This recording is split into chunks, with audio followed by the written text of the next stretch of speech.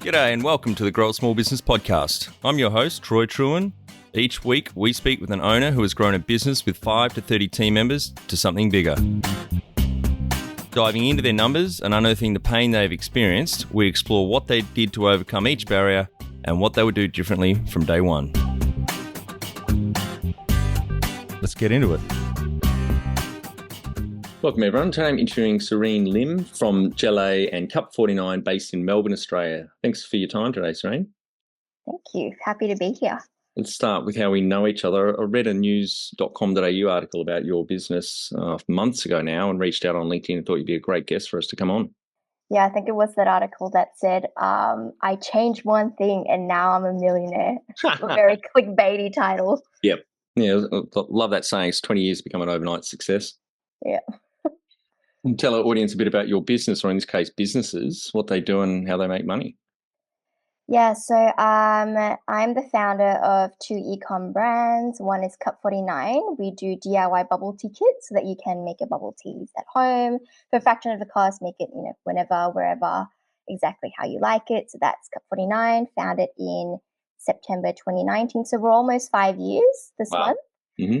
And then we've got Gellae, because I wanted to not have all my eggs in one basket. So Gellae, I found it in November 2022. We're about a bit less than a year, and we do DIY gel nail stickers so that you can do your gel nails at home at a fraction of the cost. Don't have to deal with the nail damage upon removal. It helps people grow their nails out.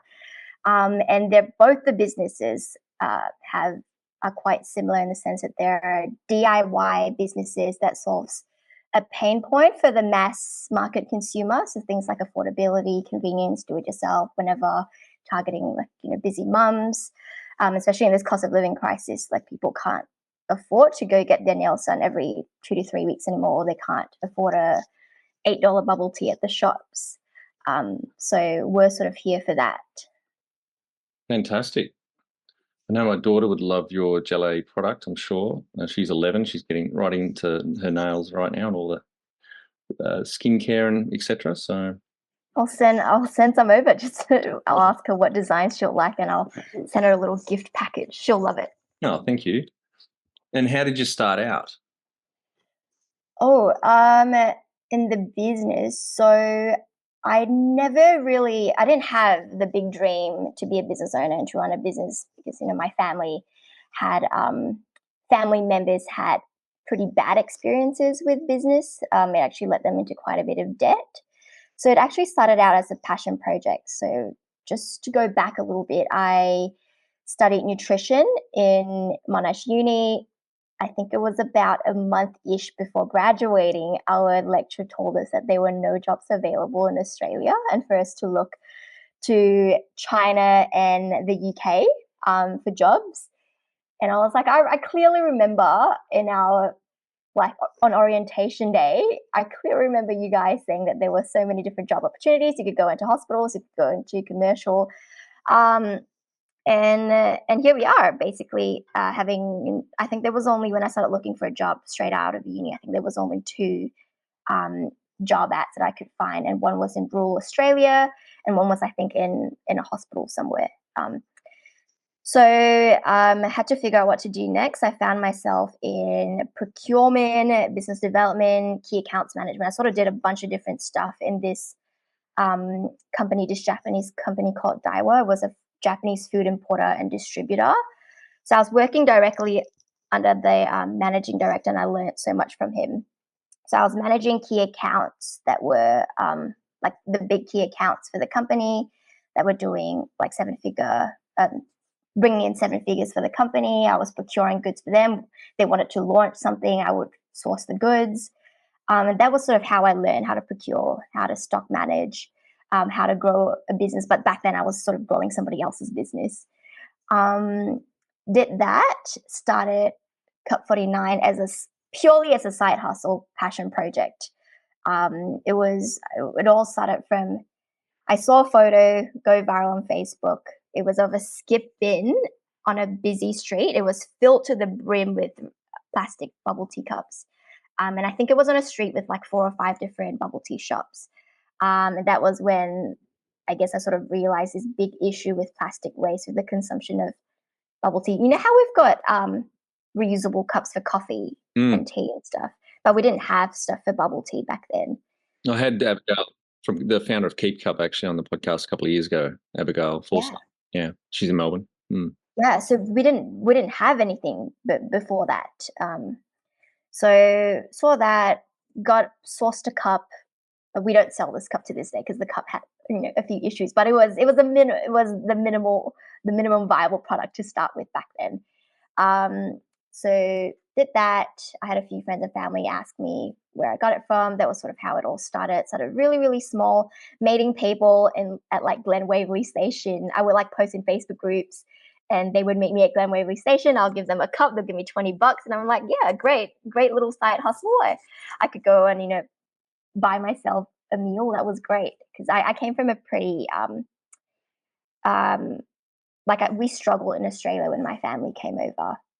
Albeit, yeah, I could tell that story another time, but it was really tough for us. So something like that was sort of a big deal for me back then. And that was sort of how we started. Oh, and then also, sorry, shortly after launching the business, I got into sales tech in a tech company. I was one of the first few people that were employed when a Swedish tech company opened up a branch here in Australia. I just sold myself really well in the interview. I didn't really do sales in my previous job. I just sold myself really well, and they were like, "Yeah, you're hired." Did that, and I learned so much about the psychology of sales in that job. And then I was in that job for less than a year. I quit when I could afford to pay myself the same salary, and I quit. And that's when I took Cup 49 to seven figures from there. How, Yeah. just so you were selling them for $20 by hand, basically. How does that compare to them buying a bubble tea in a store? Oh, that was the cup that I was selling to them. Yeah, just the reusable bubble tea cup. Back then, when I first started, we didn't have the bubble tea kits. I saw the opportunity to do the bubble tea kits when we were in lockdown. But before that, I was already making it myself. I just didn't think that someone would buy pills, like tapioca pills, which are like the round, chewy boba balls. I didn't think that people would buy the pills and take 30 minutes to cook it just to have a bubble tea. So I was like, yeah, I only saw it. I saw the opportunity when, you couldn't go out and get your bubble tea anymore when we were in lockdown. That And was so sort of how it you happened. started in 2019, but when was the pivot to the kits?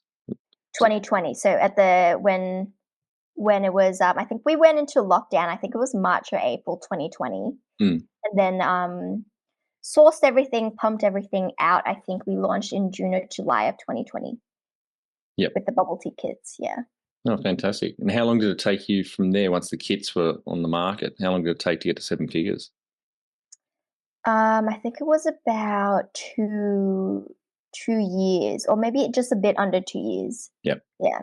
It's fantastic. And so 2019, how old were you then when you started? I was 25. Yep. Yeah, 25. Do you have some key numbers you can share to illustrate the growth of the business over the last 5 years?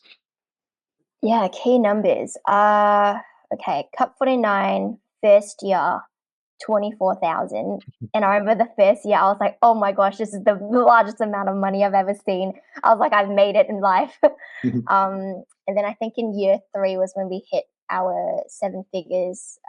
So I think it was like 1.2 million in year 3. Gellae, we were very, very lucky to hit seven figures in our first year of business. We're less than 2 years. So we're about a year and 10 months in, and we're at 70% 70% revenue increase. Wow, that's phenomenal. Well done. Thank you. So we're on a pretty good growth trajectory. I've just got to now. It's just, well, where do we take it? Where do we go? Yeah. Team members, obviously starting on your own, you probably weren't even full time. You're in side hustle, so you started like part time. How many FTE full time equivalents have you got now? Full-time equivalents will be 4. Wow, it's phenomenal. So multi-million-dollar top line across both businesses with 4 team members. Obviously, you outsource the 3PL, the warehousing, dispatching to a third party, logistics, and the manufacturing. No, actually, no, we ship. So I've got the warehouse. I work out of the office in the warehouse. We've got the operations team to fulfill the orders. Wow, Um, really? Jeez, that's yeah, phenomenal. What about production or manufacturing? That's not in-house either, is it? no, Yeah, that's yeah, no, right. that's not done in house. Yeah. Yeah. Well, that's amazing. When was the moment you felt like you had succeeded? The first day that that I hit $1,000 in sales for Cup 49, the first day I remember just going, I've made it. This is it. Like this is the because like I said, we struggled when we first came to Australia. We had to move house to house to house just because we couldn't afford rent anymore. Um, and that day, I was like, oh my god, this is like way more than what I get paid at my full time job. Imagine if I got, imagine if we got 1,000 daily. So that was the first time. And then the second one was when I managed to quit my job and do this full time. And the third was when I retired my dad this year, which was always a big goal of mine. And Oh, that's a whole different story because hmm. my dad, he's been working a night shift job for more than a decade, and that has had some impact on his health. And we, as a family, we've always wanted him to quit his full time job, but we couldn't. We had bills to pay. We had a mortgage, and this year we were able to do that for him. So yeah, that was a big milestone. I that was when I knew I've done something. That's great. Well done. Thank you. What does success look like to you? Success. Success would probably be if I think about why I went into business in the first place. I wanted freedom of time. I wanted freedom with money. I wanted to be able to have the opportunity or the option to just do whatever I wanted. When I say whatever I wanted, I have all these different ideas. I'm very intrinsically curious. I want to try a bunch of different things, and to be able to do that without worrying about money, that would probably be what success looks like for me. And also to be able to travel. Um, yeah, we've traveled quite a bit this year, which has been really great. We're Yes. actually going to Greece, Italy, and the UK at the end of September. So Oh, that's great. very The exciting. time of year to Yeah, go too. Hmm. yeah. I've never been to Italy and Greece, so Are you going to yeah, the islands, Greek islands? we're doing Santorini. Yeah, Mm. just Santorini, and And the smaller islands are great too. Naxos, Paxos, beautiful. It's one of my favorite spots in the world. yeah, yeah. Mm. Next time, I, I think the thing with Europe, I feel like you're taking a whole day just to fly over, you should probably spend a lot more time there. But we're only doing 3-ish weeks. But next time, we're gonna do all of those islands, hopefully. Great. Number one thing you'd recommend to marketing a fast-growing business, apart from standing at the Glen Waverley train station? Short form content, getting good. Firstly, trying your hand at short form content and getting good at it. That was how we did it. It is so expensive for, especially if you're a small business. We don't have capital, to spend on paid ads immediately. And with paid ads, ads are very, very expensive nowadays. The cost per click, everything's gone up. So I've with heard it's gone up 30% in the last year, paid it's ads. insane. So I don't know, like I wouldn't even know how small businesses can run a profitable company nowadays if you were just to rely on paid ads. So short form content was how we did it. Um, we started getting good at it in 2020. For Gellae, just to give a bit of a reference, we've hit 350 million organic video views in Wow. a year ish. Hmm. And that has helped with bringing so much traffic to our website. That has actually helped us get into the news. When you read the news article on news.com.au, I think that was sort of what happened. They saw us go viral, and then they reached out. So that has opened so many doors for us, and it's a very low cost approach to getting the word out, especially when you're first starting. You want to get your brand out there, your products out there. You want to get reach, exposure. Um, that's just such a cheap way to do it. And was it mainly TikTok? Is that your main short form platform you use, or Insta as So we started on TikTok. That was because TikTok was the birthplace of short form video content. But now we're everywhere. We're on Reels, we're on YouTube Shorts, we're on TikTok, we're on we're on Pinterest, we're on Snapchat, and right now actually TikTok's actually not doing so well for a lot of creators at the moment. It's really hard to get reach. Instagram is actually where Instagram and YouTube's where it's at now. So when you make one piece of content, like push it out everywhere. What about is SEO? Have you tried any SEO? Would it work for either of your businesses? That's we've done a little bit of it, but I think there's still so much room to do a lot more SEO. Yeah, but in short, yeah, we've only done a little bit. And how did you fund the business? I'm pretty sure. I think when we started, like I pumped in a few $1,000s to get stock, and that was sort of how it happened. We were very lucky to be cash flow positive from get go, so we've bootstrapped both the businesses without any loans. It's just yeah, from the profits that we've made. And no investors, just yourself? Yeah, no investors. Oh, that's great. Congratulations. Thank you. If you were to start up today with plenty of funding, would you go into your industry? Not Cup 49, no. No, the food industry, with expiry dates, we've, had to chuck out a lot of stock because it expired. Gellae, yes, 100%. Just seeing the growth that it has now and how we've got sort of the marketing pat down, like this, yeah, I would definitely go into this again. Well, sorry, back on the funding, I mentioned before we hit record, something you may want to look at is the federal export finance loan, which I'm going to send through to you because actually maybe tell the audience because you're not just selling in Australia, are you? Yeah, we're selling. Yeah, and I think about 14, 15 countries. Wow, that's great. Yep. Yeah, that's definitely a good scheme. Export finance loan. Yeah, I Yep. need to look into that export Oh, finance. yeah. I'll shoot that through to you know about EMDG, obviously, Export Marketing Development Grant, but that's a grant, but the federal government's got a loan scheme for exporters as well. So definitely look into that. Right. Yeah. EMDG. Can you outline the most stressful point in your small business growth journey so our audience can learn from it? It'll probably be what happened the last few months when we were preparing for launch with Boots because we were a D2C company. We weren't retail ready. We've never sold to a retailer of that size before. We've done a bit of B2B with Cup 49 with a few grocers in Australia, but nothing to this scale. And that was incredibly stressful. I would, if I were to do it all again, I would definitely hire someone to help me out with it because I had to figure out packaging, compliance, legal. I had to figure out. We had to have commercial discussions. Um, I've asked some of my business friends for some advice and help, and they've been so. I've actually had this lady that I've. Oh, it was also serendipitous. Long story short, went to Gold Coast for a conference that I was invited to. Like at the very last minute, I got given VIP tickets. I booked the ticket the next day. We flew out. The only session that I went to in this conference was the session where this lady was part of the panel. Said hi to her. Didn't know that the person that I befriended the day before was her daughter.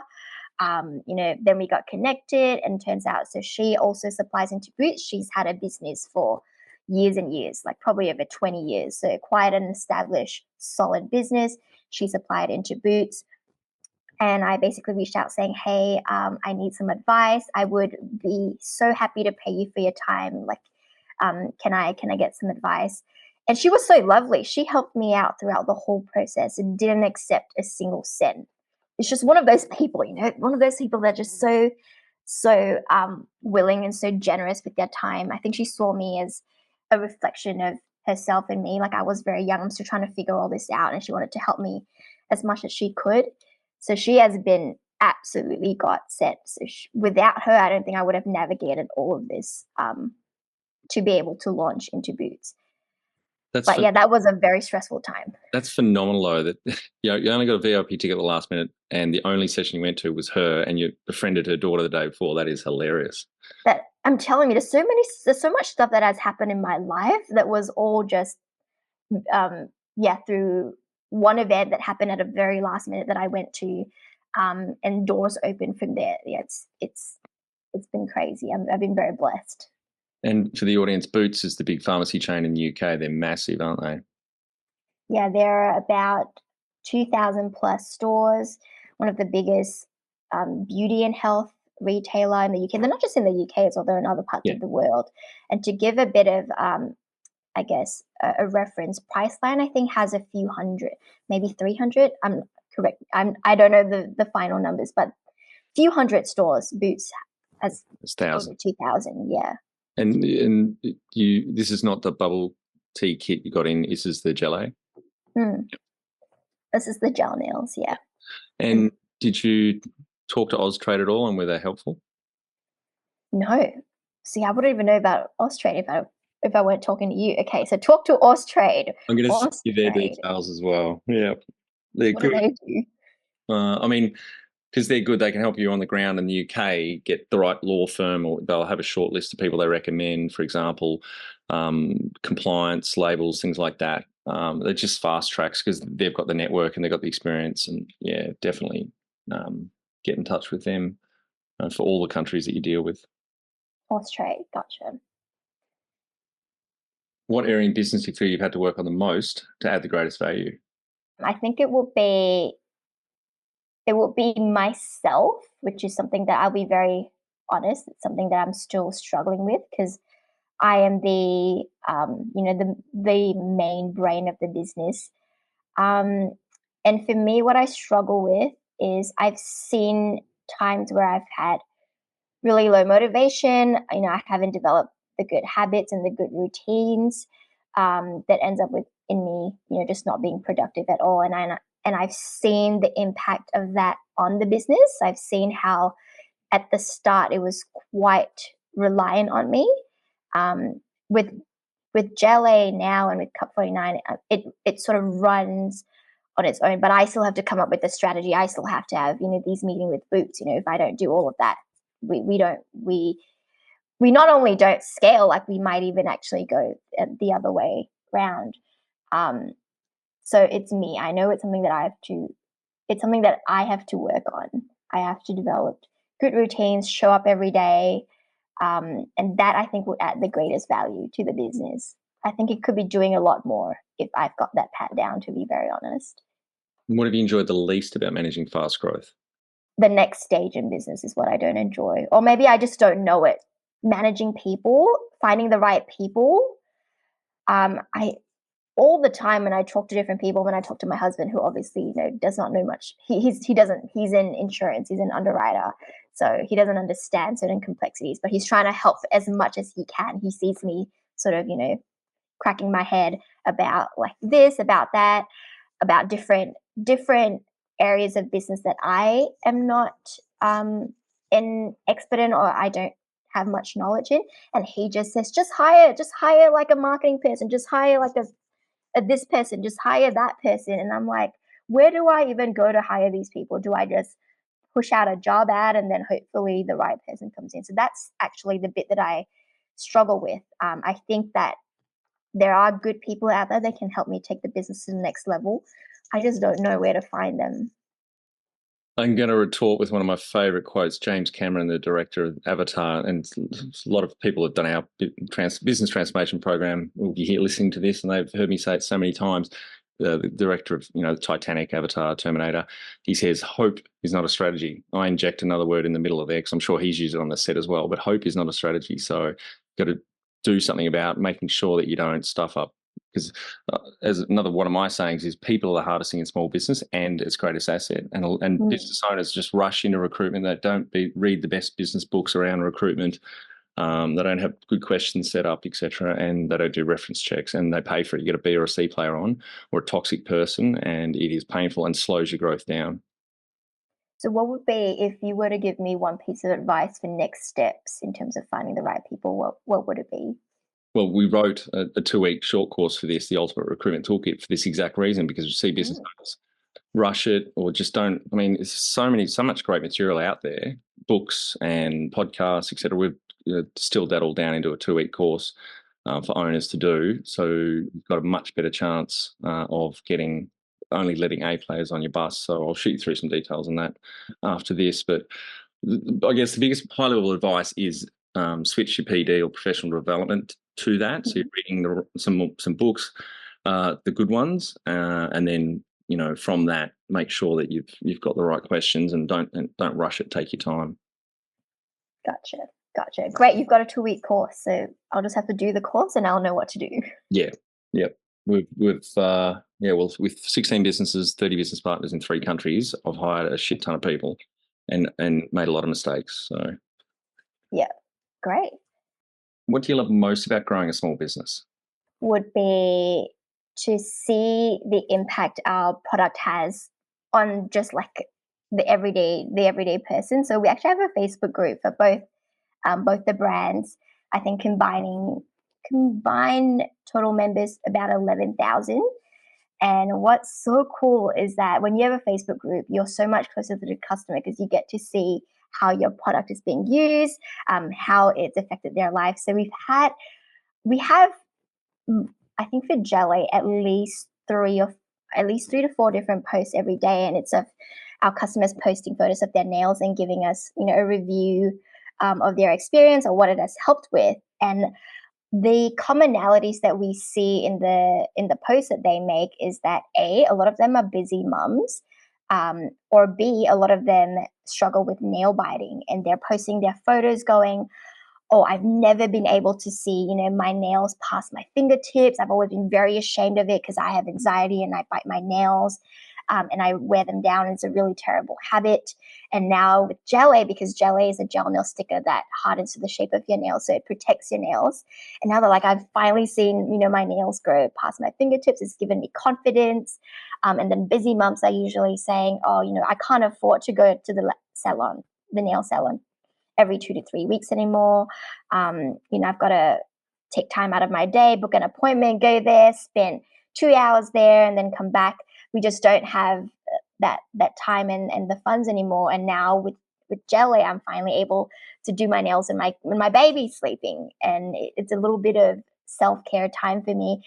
So just hearing all of that makes everything worthwhile. And we're very, very lucky as well to have a Facebook group that has really active members that are very happy to share about the nails that they're having and what impact it has.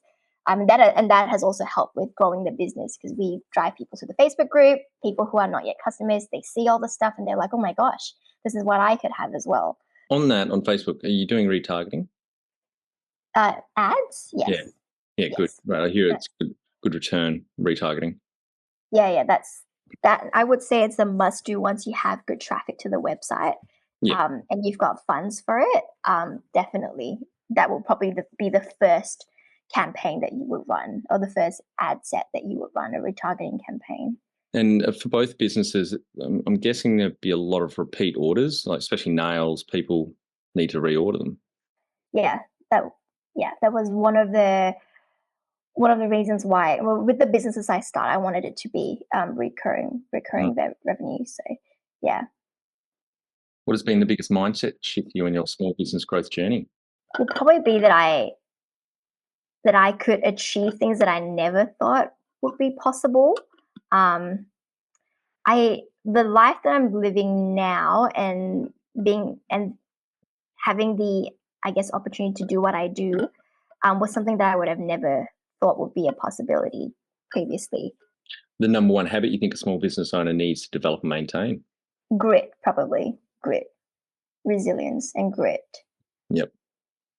Because it's going to be tough in the first few years. It's going to be hard.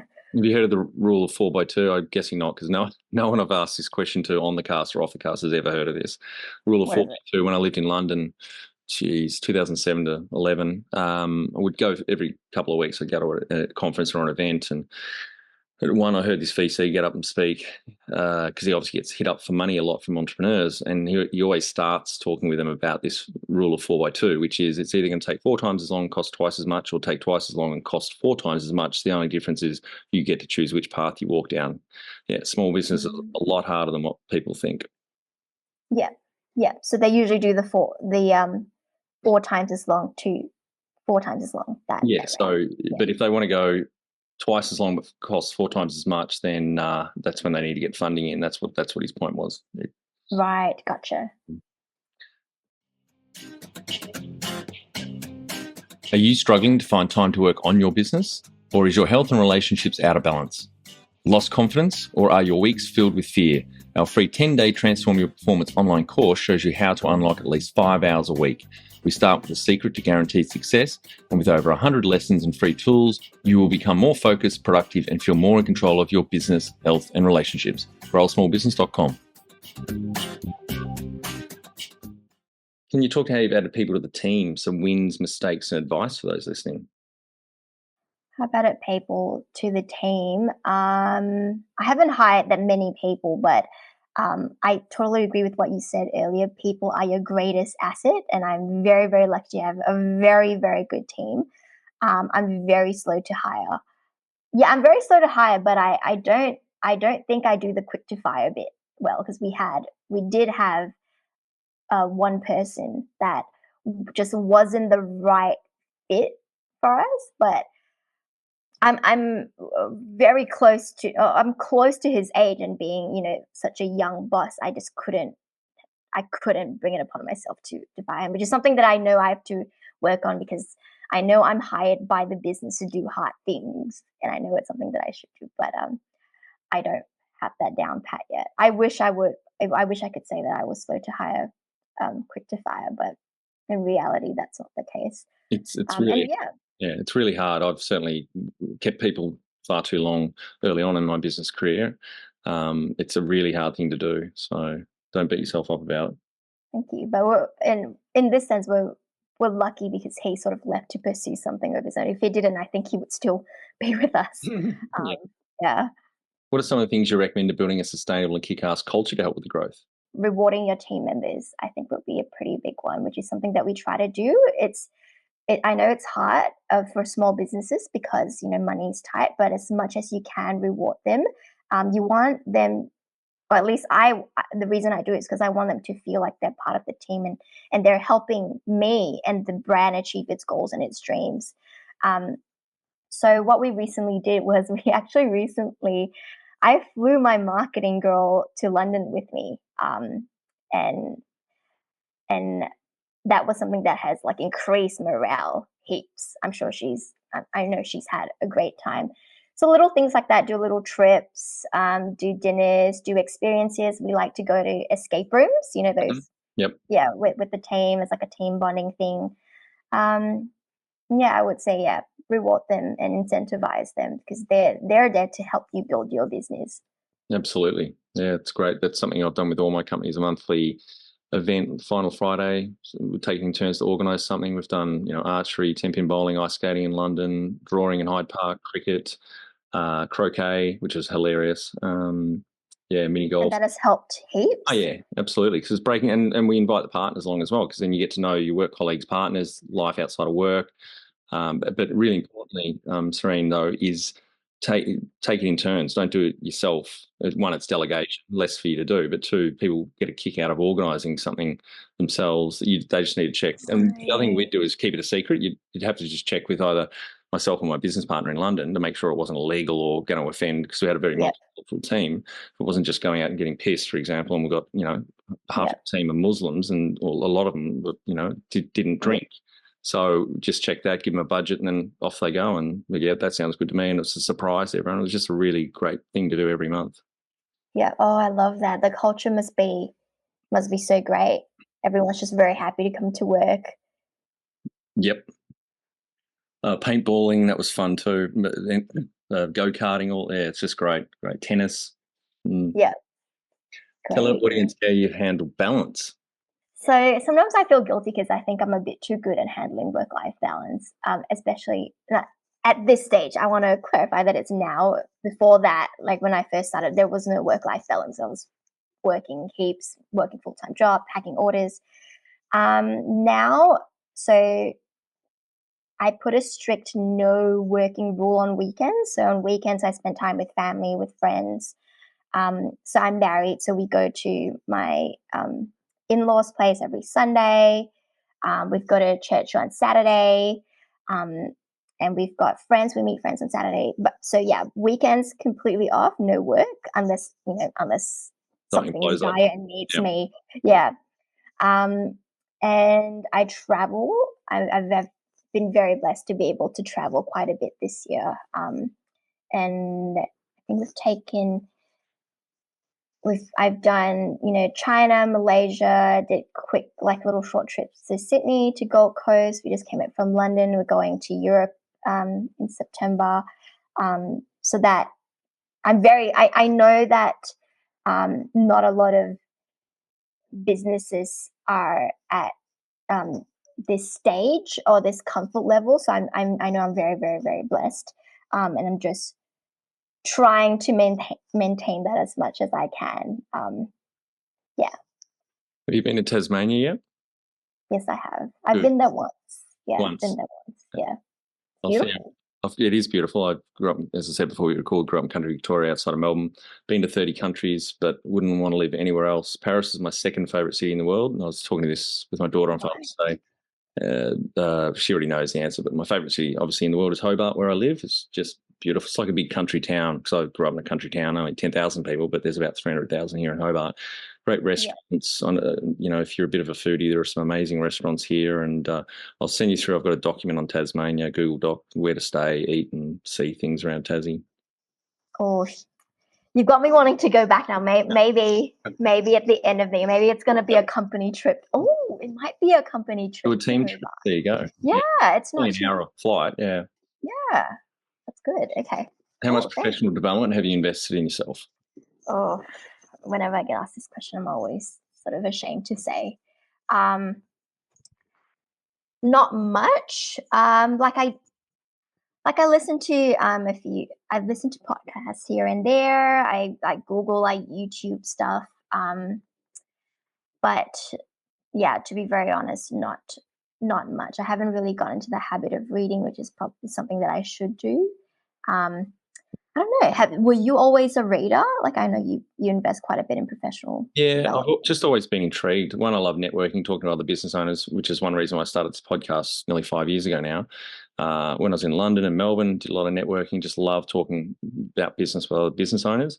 But yeah, I've always had a steady diet of learning. I used to read books, and then I got really big on productivity. And so in the gym or out driving around or cleaning the house, now I listen to audiobooks on 1.5 or 2 speed or podcasts, and it's pretty easy. Like I said, I do over 10 hours a week, and that's just driving around, cleaning, walking the dog at the park, or shooting hoops in the sun. It's and you just get so many great ideas and tips from those resources.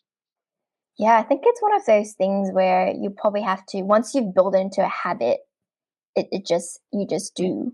I think that's the thing that I need to figure out, is to have it, to build a habit around that, because I know I could benefit so much from it. You're going to have about 3 years to listen to when I send you through all these books that I've said before we hit record, built to sell, etc. So done. I'll come back in 3 years and I'll be a whole different need more. person. Well, even if one suggestion I have for people is even just do half an hour walk in the sun after lunch. One, you're helping digest the food. Two, you're getting vitamin D from the sun. And three, you're doing your professional development, or PD, I call it. Just 30 minutes a day. That's 2.5 hours a week. Start there. Yeah, great. Have you had mentors or coaches along the way? I've had people help me out, but not on like a consistent basis. Like, I would call someone if I need some help with something, and they would sort of tell me, give me some advice around that. I do have a friend that would be the closest thing to a mentor, but it's not like we meet up regularly. It's just, when I have, like I said, when I have a question, I would ask him about it. Yeah, but I probably should get one. I know I've had people approach me before, to offer to be my mentor. I just don't know. The thing with people is you never know. You never know if they're going to be the right fit, but then you never know if you don't try. So there's that as well. I think Michael Jordan said you miss 100% of the shots you don't take. So yeah, good to go. And you are right. How do you find a good mentor? Do you? So, I define mentor is different to a coach. A mentor is someone that generally, you don't pay them, but it's an informal catch up. It's a coffee once a month or every 2 weeks, or a lunch or a drink on a regular basis, and it's someone that is further down the road than you are, so that they don't even have to be retired or semi-retired, they can still be working, but you'd be surprised how willing people are to give an hour of their time a month. I've heard of other ones, even some high-powered ones. I think it was Tina Tower I had on a bit over 4 years ago. I think she had Carmen from, the Carmen cereal. Yeah. She met her. She bowled up to her at a conference and asked her if she could mentor her. And she said, "Yeah, no worries. I've got this car time," and I kind of schedule my mentoring session. So while Carmen's driving in Sydney or wherever she's living, she would give Tina specific times to call on once a month or once a fortnight, or whatever it was, and she'd do that in her car time. So yeah, you'd be surprised. You just got to find the right one that's got the right experience that you need, and two, they're a nice person that you can get on with, and also they're going to be very frank with you. You don't want someone that's going to pat your ego and everything's. They've got to challenge you and put different ideas in your mind, I think. So you would just reach out, and they're more often than not will be more than happy to be generous with their time. Oh, that I always thought that time was, of the essence to people. Yeah, And but once people get comfortable financially, for example, they want to give back. Sure, there is a whirlwind at the start, a lot of hours, etc. But I'd study if 2 or 3 that you like, you've seen their journey, you like what they've done, they seem like nice people, and then just simply approach them. I think you'll be surprised. They don't have to be in person, like I said. It could be on Zoom or on the phone once a month. do you just LinkedIn message them, and you're like, Yeah. what would you say? What would your opening what would your opening phrase be? Had a look at your journey. I think it's been great, and this is where I'm at. I think I'd really appreciate half an hour of someone's time once a month. Just wondering if you'd be open to mentoring me. Right. Simple So as if that. someone were to reach out to you with that, would you might be like, I mean, I would assume you would then go and look at what they're doing, and if there's a fit there. And Yeah, that's right. And if they're a good mentor, if they'll give you homework, or you say you're going to do things in between meetings, and if you don't do them, this is something Tina said about Carmen, or Carmel, I think it was, who started Carmen cereals, and it was very confusing. But she said, if you don't do what you say you're going to do between meetings, they stop. So you need someone that's going to hold you to account in that sense.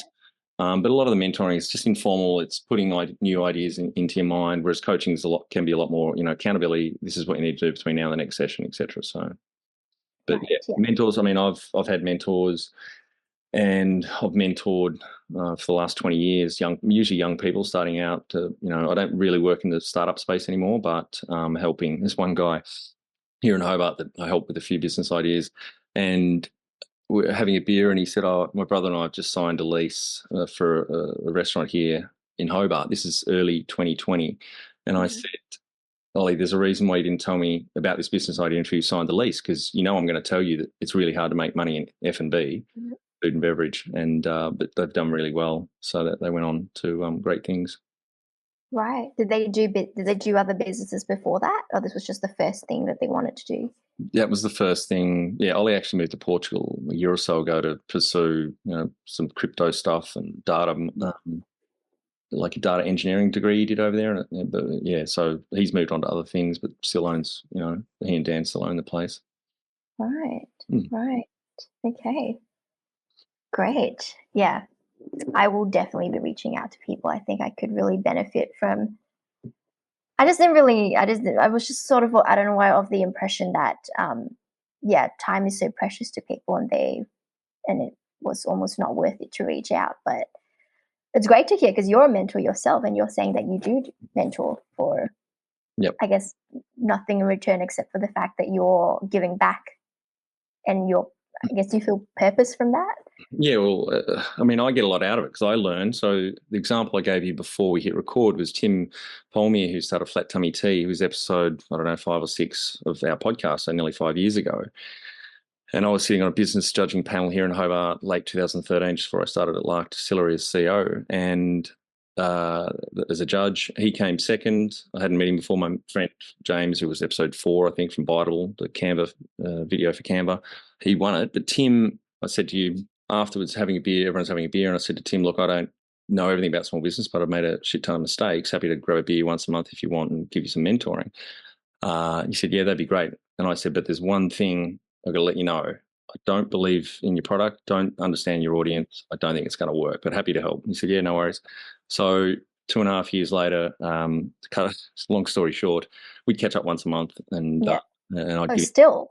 well, well, they're on the east coast of Tasmania now. They've got Right. a beautiful whiskey distillery there. I took him and his brother around all the distilleries in Sydney, Melbourne, and Tasmania about 5 years ago to study the different business models, and they've set up this beautiful distillery on the edge of the water in Bicheno. So I see him every 3 or 4 months. He comes along to the meetups, but yeah, so they sold out 2.5 years later for over $10 million US, as he says on the podcast. So yeah, that was. Wow. And so yeah, the startup mentoring, just guiding people, particularly early on, so they don't. So one of the first bits of advice I gave Tim was, which I'd probably give to you, I don't know if you considered it, is don't ship the orders yourself. Maybe start, but you've got to get 3PL in place because that's not where the value is. It's a distraction. And that's what they did that pretty quick. They launched in America, Australia only came about 1 or 2% of their sales by the time they sold, and they sold to a Canadian company. So yeah, it's just having someone standing outside of your business that's got that experience further down the road, and they're happy to tell you how it is or what they think, and not, and they've got to be frank about it. Yeah. No, that's great. Yeah, no, we would definitely benefit from all of that. Great. And do you have a board of directors or advisors? No, but I'm very open to to getting one. All right, so we're on to our final 5 questions. What do you think is the hardest thing in growing a small business? I think the next stage in business, where we're at now, is the hardest thing. 0 to 7 figures. I'm not saying that it's easy. It's definitely not easy, but it's easier to navigate. I sort of knew how to do it. This next stage is very hard. Yeah, especially because you've got to build the team out. So you're getting a bigger team. You're going to have to have managers in there. So learning how to lead and manage yourself, that is a real challenge. Yeah. Favorite business book which has helped you the most? Oh, I won't be able to answer that. I haven't really read any books. Any great podcasts or online learning tools you use for your own professional development? I've listened to some of Brittany Saunders's. I don't know if you know Brittany Saunders from Fate. No. Oh, she's massive. She was an influencer that then launched her own business and is an 8-figure business now. They do clothing, I think, but clothing for all sizes.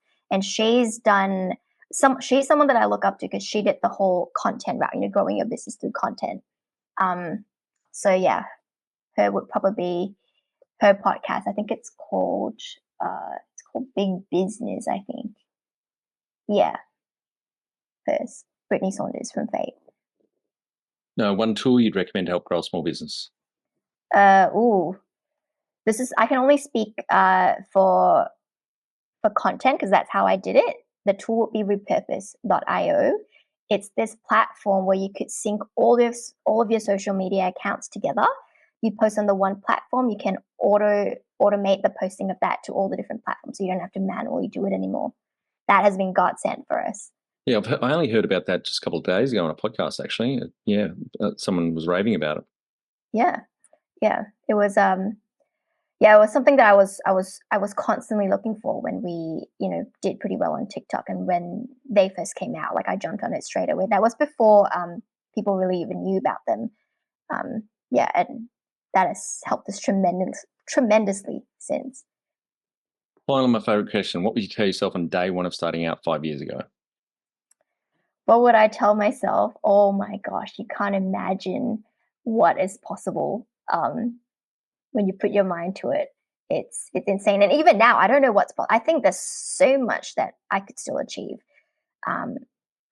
So maybe don't limit yourself and just go at it. Just keep at it, and you'll get better. Things will get better. You will only get better if you continue trying and if you continue to improve.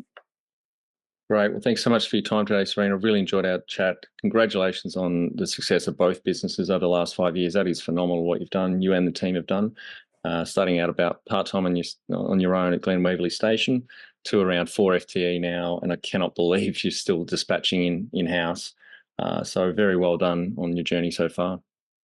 Thank you. Thank you. Thanks so much for having me. I've learned so much from our chat as well. Well, So much homework to do now, which is yep. great. Wait till you see the email. But yeah, I love, as you know, I love talking about business. Yep. Great. Thank you. That's it. Thanks for listening. Please leave a review in iTunes or whatever platform you listen to us on. It means more small business owners will find our cast and help people with their business growth journey.